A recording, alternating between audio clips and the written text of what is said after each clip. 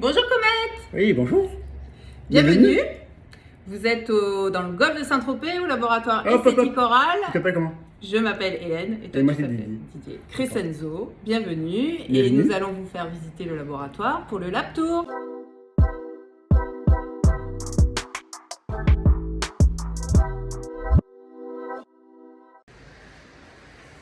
On y va? Ah, Alors voilà le laboratoire. Vous êtes dans un laboratoire où tout est manuel. On fait tout ce que la machine ne sait pas faire et donc on se réserve la partie manuelle ici et tout ce qui est digital est externalisé. Alors suivez-moi, on va aller dans le laboratoire, dans le bureau du laboratoire.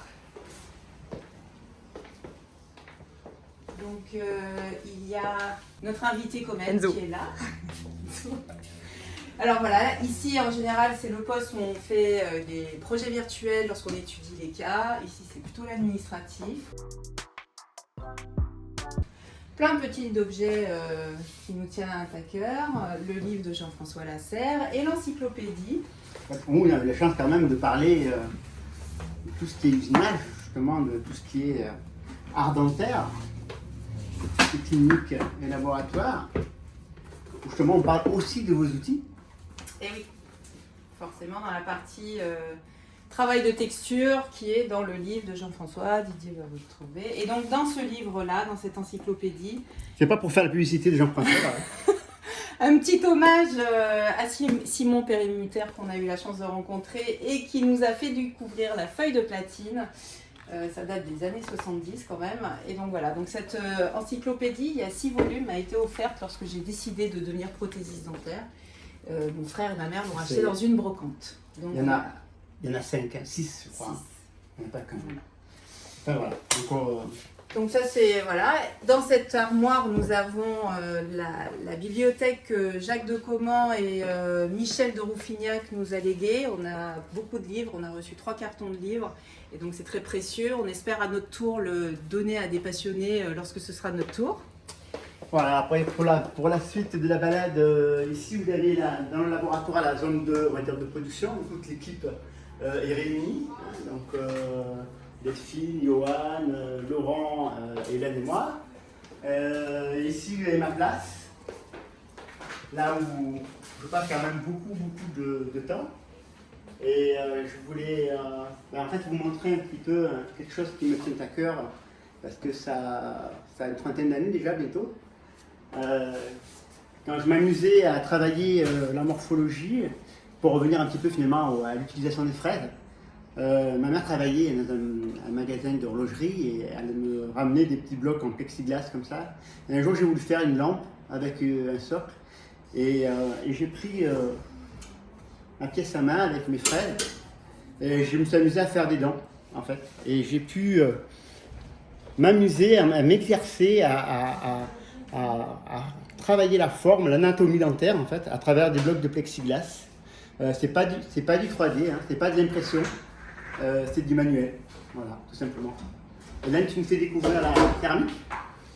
Alors ici on a le... Petite, en fait, j'ai pris goût en plus, et je me suis amusé à faire plusieurs éléments, juste en travaillant la morphologie sur donc toutes les dimensions.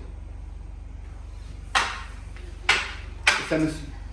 Ici, on a les postes à composite. C'est là où on a les machines à composite et les machines ortho pour tout ce qui est thermoformage.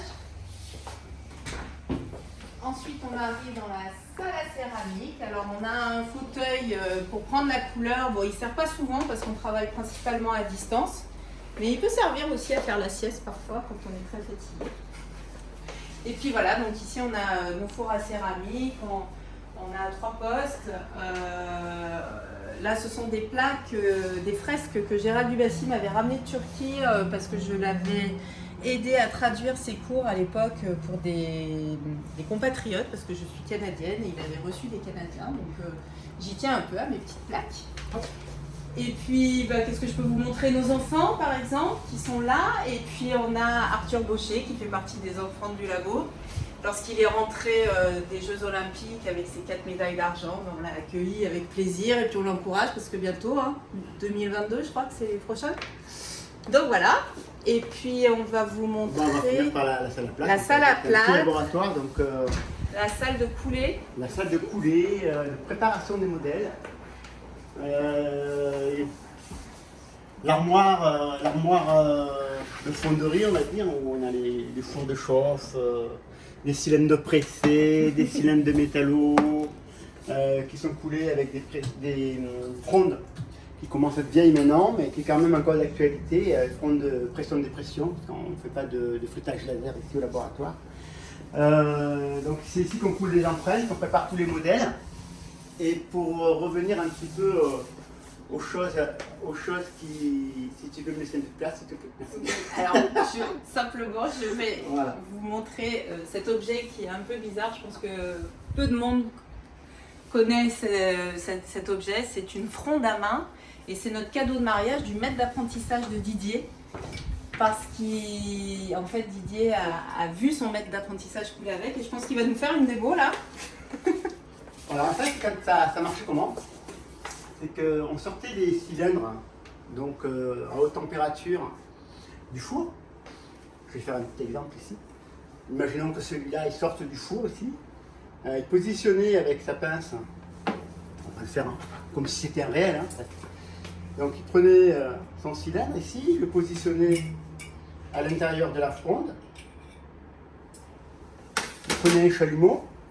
Moi je me mettais derrière lui, je tenais le chalumeau à l'arrière au niveau du tuyau et il mettait le métal directement à l'intérieur du. Je vous montre ici. Ça s'appelle un cône.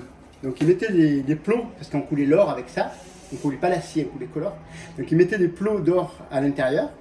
Donc le cylindre était chaud avec les plots qui étaient donc pas encore fondus. Avec le chalumeau, il fondait donc l'alliage. Et tu peux t'écarter là, s'il te plaît. Oui, Et donc quand l'alliage était fondu, donc il me disait allez, à 3 on y va. Hein. Il faisait 1, 2, 3. Et ça tournait comme ça, et l'alliage rentrait à l'intérieur du métal par force centrifuge. Et moi je rattrapais le chalumeau. Et puis après, il fallait avoir un tour de main pour ne pas faire tomber le cylindre. Eh bravo, il est arrivé 30 ans plus tard. Voilà la méthode ancestrale, on va dire. Alors oui, on peut éventuellement vous raconter que notre rencontre a été faite dans le milieu professionnel. À l'époque, c'était à la TEP, à Marseille, mais qu'en fait, on s'est rencontrés surtout par rapport à la mer. On a une petite photo qui nous... Souvenir. Petite photo souvenir où on plonge. Donc maintenant, on plonge plus beaucoup en bouteille, mais on est beaucoup dans la mer, que ce soit en apnée, en natation, avec les dauphins. Oula, ça c'est une question qui est difficile parce qu'on en a plusieurs de rituels. Ça peut être 1 heure de course à pied avant le laboratoire, ça peut être 3 mm de natation en nage en eau libre, puis après on attaque, on arrive au laboratoire et...